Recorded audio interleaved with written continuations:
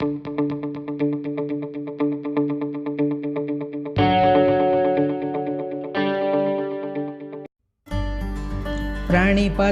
वर्धमानं प्रश्नोत्तररत्नमालिकां वक्ष्ये नागनरामरवन्द्यं देवं देवाधिपं वीरम। बोलिए महावीर भगवान की जय। अमोघ वर्ष महामुनिराज की जय। हम सभी लोग प्रश्नोत्तर रत्न मालिका पढ़ रहे हैं और प्रश्नोत्तर रत्न मालिका में प्रश्न और उत्तर की जो श्रृंखला चल रही है, इसमें बहुत अच्छे तरीके से हमको बताया गया है कि क्या करना चाहिए, क्या नहीं करना चाहिए और जीवन को किस प्रकार से हम अच्छा बना सकते हैं। इस प्रकार के सूत्र रूप में उत्तर दे करके हमारी जिज्ञासाओं का समाधान भी किया गया है। तो दूसरी तरफ हमें एक नया सदुपदेश भी दिया गया है कि किस प्रकार से हम जीवन को अच्छा बना सकते हैं। इसी श्रृंखला में हम आज पढ़ेंगे 11वें पद्य को और 11वें और 12वें पद्य को पढ़ करके उसके अर्थ और भावार्थ को जानेंगे। आइए सर्वप्रथम 11वें पद्य को पढ़ते हैं, उसका उच्चारण करेंगे, फिर अर्थ जानेंगे। किम जीवित मनवद्यम किम जाड्यम पाटवेप्यनभ्यासः को जागर्ति विवेकी का निद्रा मूढ़ता जंतोः। इस प्रकार से इसका उच्चारण हुआ। अब उच्चारण में आपको ध्यान रखना है कि आपको मनवद्यम बोलना है, जीवित मनवद्यम, मनवद्यम नहीं बोलना है। उसके बाद में जाड्यम, जाड्यम बोलना है। उसके बाद पाटवेप्यनभ्यासः, इसको एक दो बार बोलेंगे तो आपका अभ्यास आ जाएगा। पाटवेप्यनभ्यासः, पाटवेप्यनभ्यासः, पाटवेप्यनभ्यासः, इस प्रकार से इसका उच्चारण करना है। बाकी सर्वत्र सरल है। अब यदि इसके संधि को देखें तो जीवित मनवद्यम, तो यहाँ पर विच्छेद करना है, जीवितम अनवद्यम। उसके बाद देखें तो पाटवेप्यनभ्यासः, यहाँ पर संधि हुई है, पाटवे अपि अनभ्यासः, पाटवे अपि अनभ्यासः, इस प्रकार से संधि का विच्छेद हुआ। उसके बाद देखें तो कहीं पर भी दूसरी पंक्ति में संधि नहीं है, तो वहाँ पर विच्छेद करने की आवश्यकता नहीं है। आइए हम एक बार इसका अन्वय जान लेते हैं और अन्वय के क्रम से एक एक शब्द का अर्थ जानते हुए फिर हम भावार्थ को जानेंगे। किम जीवितम अनवद्यम, जाड्यम किम पाटवे अपि अनभ्यासः, कः जागर्ति विवेकी का निद्रा जंतोः मूढ़ता। इस प्रकार से यहाँ पर हमने अन्वय को समझा है। आइए अब अन्वय के हिसाब से एक एक शब्द का अर्थ जानेंगे। जीवितम अर्थात जीवन, किम अर्थात क्या है, जीवन क्या है, तो उन्होंने कहा है अनवद्यम। अनवद्यम से तात्पर्य है दोषों से रहित होना। अवद्य मतलब होता है दोष और अनवद्य मतलब होता है दोषों से रहितपना, मतलब निर्मलपना। तो कहा है अनवद्यम अर्थात दोषों से रहित होना। उसके बाद फिर है जाड्यम किम, तो जाड्यम क्या है, जड़ता क्या है, मंदता क्या है, तो उसके लिए कहा है उन्होंने पाटवे अपि अनभ्यासः। जड़ता क्या है, तो पाटवे अपि, पटुता होने पर भी, चतुरता होने पर भी, कुशलता होने पर भी, अनभ्यासः अभ्यास नहीं करना। कहा जागर्ति, जागर्ति अर्थात जागता, कौन जागता है अथवा कौन जागृत है, तो कहा है विवेकी, जो विवेकवान है, जो विवेक से सहित है, ऐसा जीव जागृत है। फिर कहा है का निद्रा, निद्रा क्या है, तो उसका उत्तर दिया है जंतोः मूढ़ता, जंतुओं की मूर्खता जो है, मूढ़ता जो है वह निद्रा है। इस प्रकार से यहाँ पर इन्होंने 4 प्रश्न किए हैं और 4 प्रश्नों का क्रमशः उत्तर भी दिया है। आइए देख लेते हैं पहला प्रश्न क्या है। किम जीवितम, जीवन क्या है, तो उसका उत्तर उन्होंने दिया है अनवद्यम अर्थात जीवन वही जीवन है। वैसे तो सभी लोग जिंदगी जीते हैं, परंतु सही जीवन तो वह जीवन है जो दोषों से रहित हो। वैसे तो अनेकों लोग यहाँ पर जीवन यापन कर रहे हैं, परंतु कोई ना कोई दोष सब में पाया जाता है। लेकिन उन्होंने कहा कि वास्तविक जीवन यदि कोई है तो वह है दोषों से रहित जीवन होना, अर्थात अपने संपूर्ण जीवन में एक भी दोष नहीं होवे, वही सच्चा और श्रेष्ठ और सही उत्तम जीवन है। तो ऐसा जीवन को उन्होंने जीवन कहा है। ऐसा किसी का जीवन है, ऐसी किसी की ज़िंदगी है तो वह वास्तविक रूप में सही ज़िंदगी है, वह सही जीवन है, वह सही चरित्र है। आगे फिर उन्होंने कहा है जाड्यम किम। तो जाड्यम से मतलब है जड़ता क्या है। जड़ता क्या है, वह जड़ता। जड़ता से तात्पर्य यह होता है, कई लोग नहीं समझते होंगे जड़ता मतलब क्या होती है। जैसे कोई व्यक्ति है और हमने उसको कई बार समझाया कि भाई ये काम मत करो, लेकिन वो नहीं करता है, तो उसको कहेंगे जड़ बुद्धि। मतलब उसमें हलन चलन नहीं हो रहा है, बिल्कुल भी परिवर्तन नहीं हो रहा है, और उसमें बिल्कुल भी परिवर्तन नहीं होने की वजह से हम कुछ भी समझाएं वो नहीं मान रहा है, उसके दिमाग में वो बात आ ही नहीं रही है, तो हम कह देते हैं भाई ये तो जड़ है, इसकी बुद्धि जड़ है। तो वही जड़ता क्या है, ऐसी जड़ता को उन्होंने परिभाषित किया है और उसको बताया कि जड़ता वास्तविक रूप में क्या है। तो उन्होंने कहा वास्तविक रूप में जड़ता तो वह है जो पाटवे अपि अनभ्यासः, मतलब पाटवे मतलब पटुता होने पर भी, कुशलता होने पर भी, सामर्थ्य होने पर भी अनभ्यासः अभ्यास नहीं करना, अभ्यास का अभाव कर देना। मतलब चतुर तो हैं, कोई काम करने में होशियार तो हैं, लेकिन अभ्यास नहीं करना, उसकी कोशिश नहीं करना, मेहनत नहीं करना, ये सोचना कि मैं तो पहले से ही होशियार हूँ, ऐसा सोच करके मेहनत नहीं करना, तो यह वास्तविक रूप में जड़ता है। फिर उन्होंने कहा है कहा जागृति। तो जागृत कौन है, कौन ऐसा व्यक्ति है जो वास्तविक रूप में जागृत है। तो उन्होंने कहा जिसके ज्ञान चक्षु खुले हुए हैं, जो हिताहित का विवेक कर रहा है, वह विवेकी ऐसा जो जीव है वही वास्तविक रूप में जागृत है, क्योंकि उसको मालूम है, इस बात का भान है मुझे क्या करना चाहिए और क्या नहीं करना चाहिए। आगे देखें तो उन्होंने कहा है निद्रा क्या है। निद्रा वास्तविक रूप में क्या है, तो उन्होंने उसका उत्तर दिया है जंतोः मूढ़ता। जंतु मतलब होते हैं प्राणी, जंतु से तात्पर्य पशु पक्षी नहीं है। जंतोः मतलब है प्राणी, जो प्राणी है उन प्राणियों की मूढ़ता जो है, मूर्खता जो है, वह मूर्खता ही निद्रा है। इस प्रकार से उन्होंने 4 प्रश्न किए हैं। अब देखें तो जीवन क्या है और दूषण रहित होना, इसका उत्तर उन्होंने दिया है कि वास्तविक रूप में जीवन वही है, जीवन वही सही जीवन है जिसमें कोई दोष नहीं लगे, कलंक नहीं लगे। आप देखें महापुरुषों के जो जीवन हुए हैं, उन्होंने सदैव प्रयास किया है कि मेरे ऊपर कोई भी कलंक ना लगे। तो इससे पता चलता है कि वास्तविक रूप में वही जीवन श्रेष्ठ जीवन है जिसमें कलंक नहीं होवे।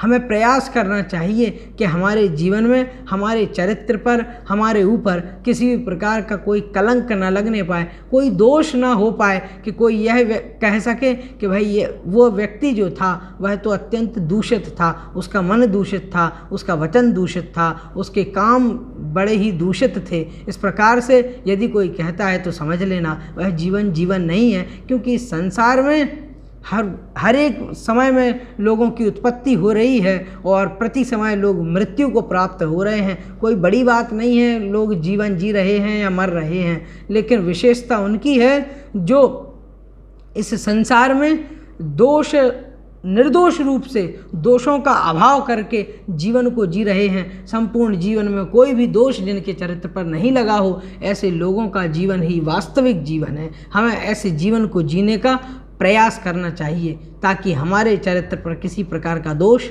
न लगे। आगे उन्होंने कहा है कि जाड्यम किम। तो जाड्यम मतलब जड़ता क्या है। जड़ता क्या है, तो उन्होंने कहा वास्तविक रूप में जड़ता तो वह है पाटवे अपि अनभ्यासः। पाटव मतलब चतुरता होने पर भी, कुशलता होने पर भी, दक्षता होने पर भी, सामर्थ्य होने पर भी अनभ्यासः अभ्यास नहीं करना। ये मान लेना कि मैं तो सब कुछ कर सकता हूँ और अब अनभ्यास अभ्यास नहीं करना। कोई व्यक्ति बहुत अच्छा गाता है और बहुत अच्छा गाने पर बहुत अच्छा कंठ है उसका, और इन सब के बावजूद भी यदि वह अभ्यास नहीं करेगा संगीत का तो उसका वह कंठ किसी काम का नहीं रह जाएगा, वो जड़ हो जाएगा, कोई मतलब नहीं है उसका।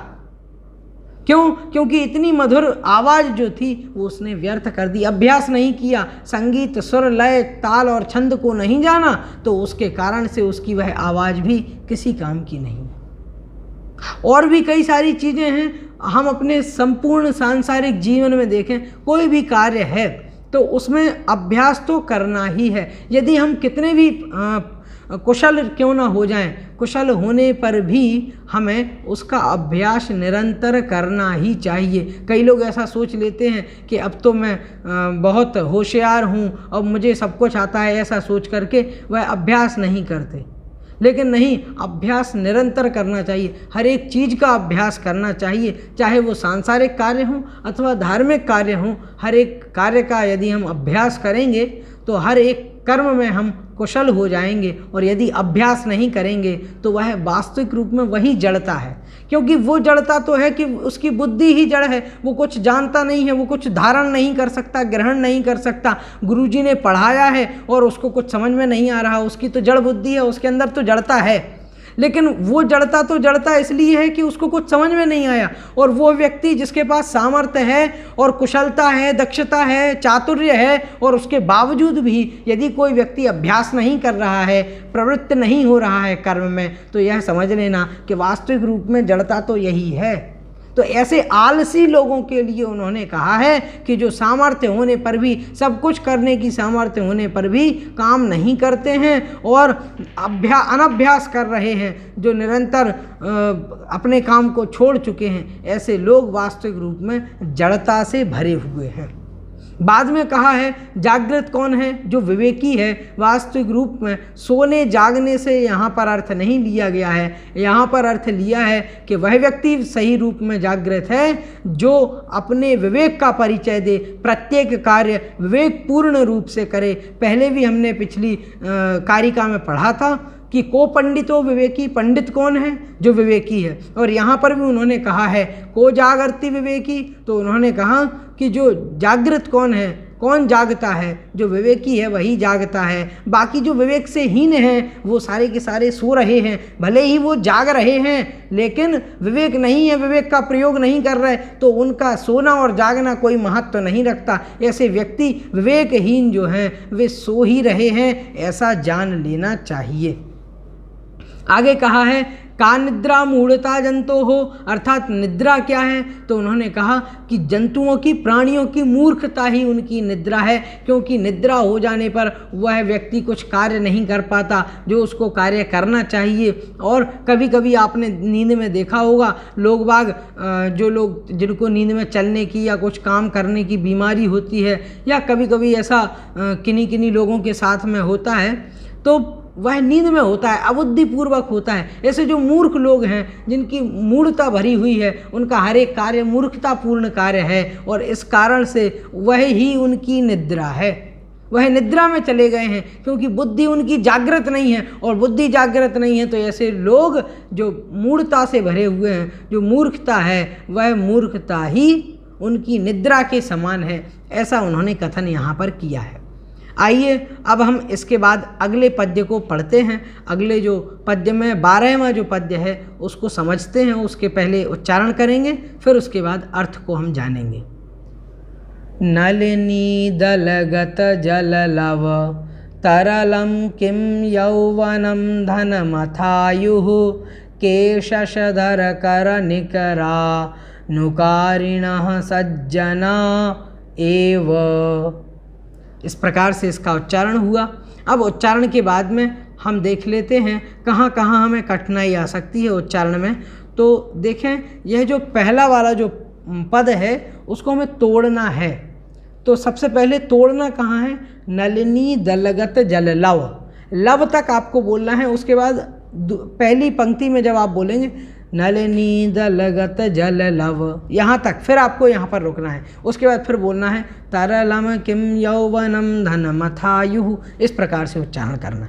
दूसरी बात आपको ध्यान रखना है कि यहाँ पर जो है शशधर कर निकरानुकारिणः, इसको भी आपको ध्यान रख के बोलना है कि शशधर कर निकरा, यहाँ पर रुकना है। फिर नुकारिणः सज्जना एव, इस प्रकार से इसका उच्चारण करना है। तो जहाँ रुकना है उस स्थान को भी हमें ध्यान रखना चाहिए, नहीं तो हमारी बोलते समय, पढ़ते समय, याद करते समय, पारायण करते समय लय बिगड़ जाएगी। तो देखिए शशधर कर निकरानुकारिणः, इस प्रकार से यह पूरा पद बना है। आइए देखें कहाँ कहाँ पर यहाँ संधि हुई है। तो देखें तो धनमथायुः, धनमथायुः जो है धनम अथ आयुः, धनम अथ आयुः, इस प्रकार से इनका संधि हो करके धनमथायुः बन गया है। अलग अलग हो जाएगा तो धनम अथ और आयुः ये बन जाएगा। उसके बाद देखें तो शशधर कर निकरानुकारिणः, तो यह तो पूरा एक पद है, समस्त पद है, इसलिए इसमें हम संधि विच्छेद नहीं बताएंगे। बाकी सर्वत्र सरल है, संधि नहीं है। आइए हम देख लेते हैं इसका अन्वय क्या बनेगा और अन्वय के हिसाब से फिर अर्थ को हम जानेंगे।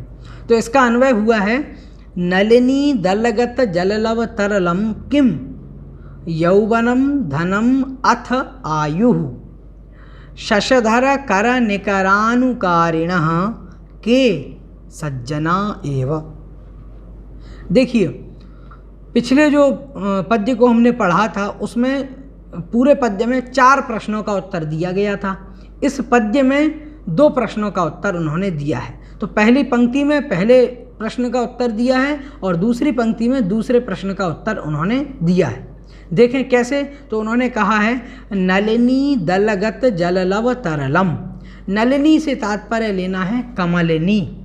कमलिनी जो यहाँ पर है, जिसको कुमुदनी भी लोग बोलते हैं, तो नलिनी दलगत, उसके दल मतलब जो दल मतलब होता है पत्ता, उसके गत उस पर गई हुई, उसको जो प्राप्त है, ऐसे जो पत्ते पर स्थित है कौन, तो कहा है जल। जल का लव, लव मतलब बिंदु मात्र, उसका लेश मात्र। लव मतलब होता है बिल्कुल अल्प मात्रा में। तो बिल्कुल अल्प जल की जो बूंद है, छोटी सी बूंद जो है वह कैसी है, तरलम, उसके समान जो चंचल है। तरल मतलब चंचल, क्षणभंगुर। किम मतलब क्या है, कमलिनी के पत्ते के ऊपर जो जल की छोटी सी बिंदु है, उस बिंदु के समान क्षणभंगुर क्या है। किम तरलम, कौन चंचल है, उस कमलिनी के पत्ते पर गई हुई जो बूंद है, उस बूंद के समान चंचल कौन है। तो उन्होंने कहा है यौवनम धनम अथ आयुः। यौवनम मतलब युवावस्था, धनम अर्थात धन, और अथ मतलब और, आयुः और आयु जो है वह आयु क्षणभंगुर है, जो कमलिनी के ऊपर जो पत्ते के ऊपर जो बूंदें आई हैं उन बूंदों के समान। और फिर दूसरा प्रश्न है शशधर कर निकरानुकारिणः। शश मतलब होता है खरगोश, और शशधर जिसने खरगोश को धारण कर लिया है। जब हम चंद्रमा को देखते हैं, पूर्णिमा के चंद्रमा को, तो उसमें एक आकृति सी अलग सी दिखाई देती है। आपने देखा होगा तो उसमें अलग अलग सी आकृति है। तो कई लोग ऐसा मानते हैं कि इस जो चंद्रमा का आकार है, इस आकार में एक हिरण बना हुआ है, अंदर हिरण की आकृति उनको दिखती है। और कुछ लोग ऐसा मानते हैं कि यह खरगोश की आकृति है।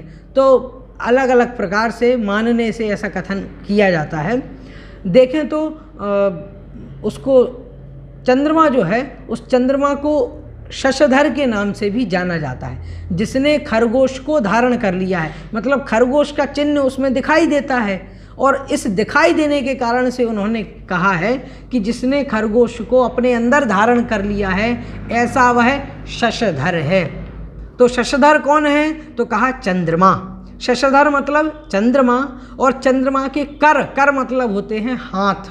अब चंद्रमा के हाथ क्या होंगे, हाथ तो उसके हैं नहीं, तो उसकी जो किरणें हैं, उसकी किरणें ही हाथ हैं। तो कर से यहाँ पर अर्थ लेना है किरणों का। शशधर कर मतलब चंद्रमा की किरणों के निकर, निकर मतलब होते हैं समूह, और उन समूहों का अनुकारिण उसका अनुकरण करने वाले के मतलब कौन हैं? चंद्रमा के किरणों के समूह का अनुकरण करने वाले कौन हैं? तो उसका उत्तर उन्होंने दिया है सज्जनाः एव। सज्जन जो हैं ऐसे सज्जन पुरुष ही, सत्पुरुष ही चंद्रमा की किरणों के समूह का अनुकरण करने वाले हैं। चंद्रमा की जो किरणें होती हैं अत्यंत धवल होती हैं और अत्यंत शीतल होती हैं।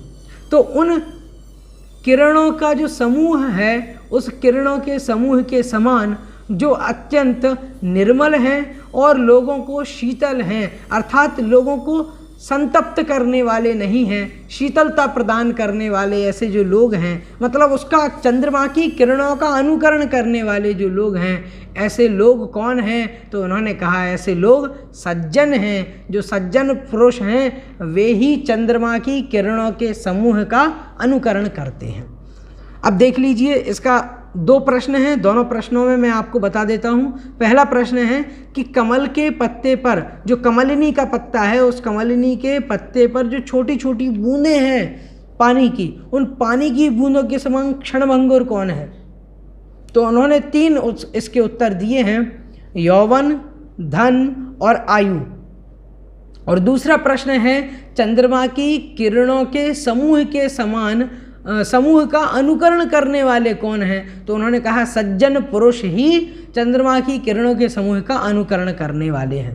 पहला जो प्रश्न है उसमें कहा है कि कमल का जो पत्ता है, जो कमलिनी का जो पत्ता है, वो रात में जब ओस की बूंदें गिरती हैं, जब वृष्टि होती है, बरसात की बूंदें गिरती हैं, तो वे कब तक रहती हैं? थोड़े समय तक, क्योंकि प्रातःकाल होगा और सूर्योदय होगा, और जैसे ही सूर्योदय होगा तत्क्षण वहाँ जो बूंदें हैं वो बूंदें अपने आप सूखना प्रारंभ हो जाएंगी और सूखते सूखते वो नष्ट हो जाएंगी। इस प्रकार से उन्होंने कहा है कि जिस प्रकार से कमलिनी के पत्ते के ऊपर जो छोटी सी पानी की बूंद आई है, वह बूंद कब तक टिकेगी? वह सूर्योदय तक टिकेगी। सूर्योदय होगा और उसके बाद वह अपने आप सूर्य की ऊष्मा से सूख जाएगी। उसी प्रकार से उन्होंने कहा है यौवन जो है वह क्षणभंगर है, वह क्षणभंगुर है उन बूंदों के समान।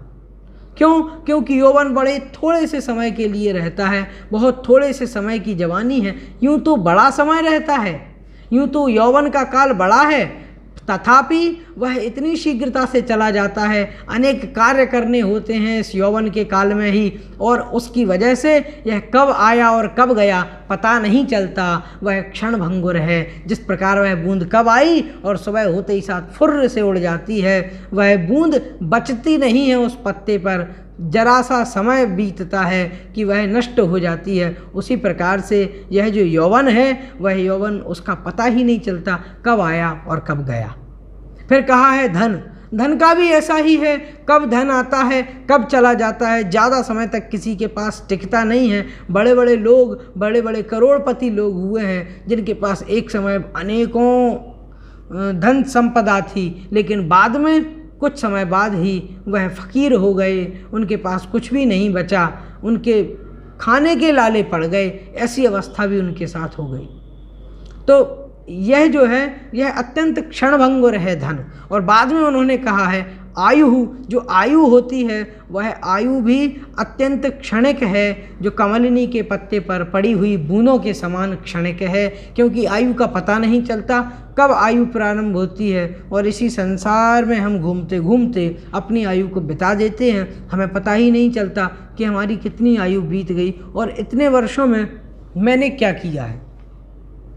तो इन सारी चीज़ों का पता नहीं चलता, ये तुरंत बीत जाती हैं। जिस प्रकार से वह जो पत्ते पर आई हुई बूंद है थोड़े ही समय में वह गायब हो जाती है, उसी प्रकार से धन, यौवन और आयु, ये 3 चीज़ें ऐसी हैं जो कब आईं और कब गईं इनका पता नहीं है, ये अत्यंत क्षणभंगुर हैं, ऐसा यहाँ पर प्रतिपादन किया है। आगे देखें तो अगला जो प्रश्न है उसमें उन्होंने कहा है चंद्रमा की किरणों का जो समूह है उसका अनुकरण करने वाले कौन हैं, जो क्योंकि चंद्रमा की किरणें अत्यंत शीतल, पवित्र और शुक्ल होती हैं।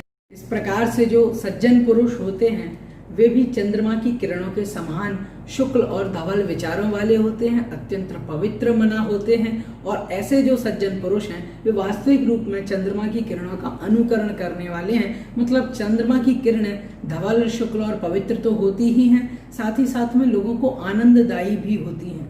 अब जो आनंददायी किरणें हैं उन्हीं के समान जो सत्पुरुष हैं, सज्जन पुरुष है, तो वह सज्जन पुरुष भी आनंद देने वाले हैं। और इस कारण से यहाँ पर कहा गया है कि जिस प्रकार से चंद्रमा की किरणें आनंददायी हैं उसी प्रकार से सज्जन पुरुष भी आनंददायी हैं। अतः जो सज्जन पुरुष हैं वे सज्जन पुरुष चंद्रमा की किरणों का अनुकरण करने वाले हैं, ऐसा हमें जानना चाहिए।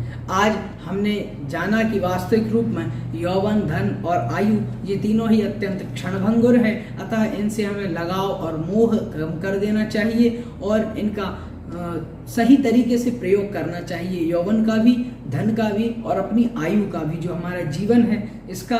और साथ ही साथ में हमें सज्जन पुरुषों के समान अपना आचरण कर लेना चाहिए। इस प्रकार की शिक्षा हमें इस पद्य से आज मिली है इस कक्षा में। अब हम अगली कक्षा में अगले प्रश्न और उत्तरों को जानेंगे। आज की इस कक्षा में इतना ही, मिलेंगे अगली कक्षा में, तब तक के लिए जय जिनेंद्र।